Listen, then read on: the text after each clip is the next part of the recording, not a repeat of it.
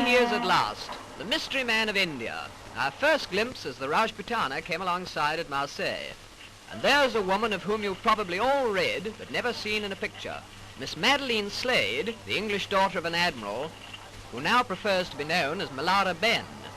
She's one of Mr. Gandi's most devout disciples. She's leading the way ashore now, and just behind her comes Mr. Gandhi, dressed as he said he would be, in just his loincloth, even in the chilly climes of Europe. And he's carrying with him his pots and pans, which he declared at the customs. He was trotted around Marseille to several receptions and made one or two speeches which rather frightened the French authorities. But when asked to speak into the sound-filled microphone, he said, "I think not." And so we go on our way to England. Well, here we are at Folkestone, with the Biarritz coming alongside, and as Gandhi said, in proper English weather, pouring rain and bitterly cold. Miss Slade was the first ashore to tend to the luggage, that is, the goat's milk, etc. She was followed by Gandhi's son, and then came the little man, still scantily clad, but with an extremely wet blanket around his tiny frame.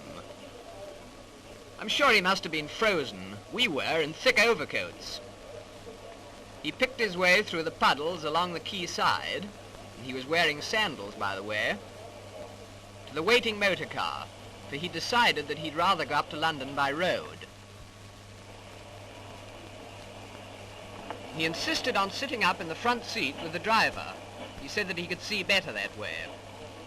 So he tucked himself in, and so off to London, whilst his followers went by the boat train. In town, quite a lot of people had waited in the pouring rain outside the Friends Meeting House on the Euston Road to see what he really looked like.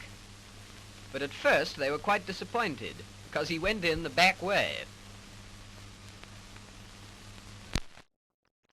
But shortly afterwards he left by the front way. And then they really did see quite a lot of him, even his knees.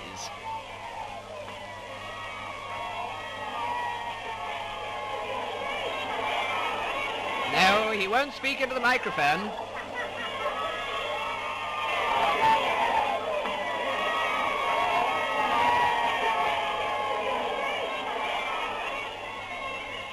And so to his poplar home, where we leave this bizarre little man, whose coming has caused so much comment, complete with loincloth, spinning wheel and goat's milk, feeling sure that he cannot complain of his reception or the publicity he has received, from which, by the way, we always understood that he shrank.